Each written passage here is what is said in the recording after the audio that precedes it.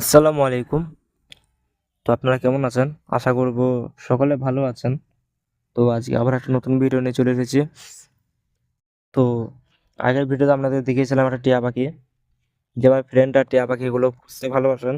সেই ফ্রেন্ডটা টিয়া পাখির সাথে সাথে এইসব পাখিগুলো পুষে থাকেন। তো এই পাখিগুলো আমার নাম আমার ঠিক জানা নেই। তো আমি ওনাকে জিজ্ঞাসা করিনি। তা আপনারা একটু কমেন্টে জানাবেন এসব পাখিগুলোর নাম কি।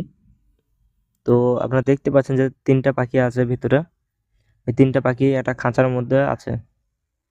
তো খাঁচার বাইরে সাইড দিয়ে একটা নেট দিয়েও ঘেরা আছে, যেহেতু এখানে অনেক হিংস্র প্রাণী আছে যারা এসব পাখিগুলোকে অ্যাটাক করতে পারে, ক্ষতি করতে পারে। এই জন্য মূলত নেট দিয়ে ঘেরা আছে।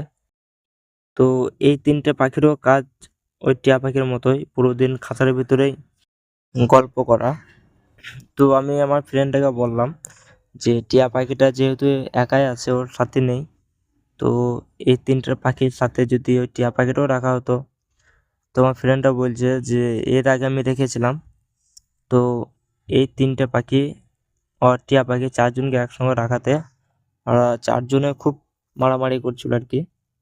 তো এই জন্য টিয়া পাখিটাকে আলাদা করে রাখা হয়েছে, যেহেতু এদের দলটা বেশি, যেহেতু এরা 3জন আছে আরও একজন। তো এই জন্য টিয়া পাখির আলাদা করে রাখা হয়েছে, আর এই 3টিকে আলাদা করে রাখা হয়েছে। তো এদেরও কাজ টিয়া পাখির মতোই, সারাদিন খাঁচার ভিতরে আড্ডা মারা, গল্প করা। তো আপনারা একটু কমেন্ট করে জানাবেন যে আপনাদেরকে ভিডিওটা দেখে কেমন লেগেছে।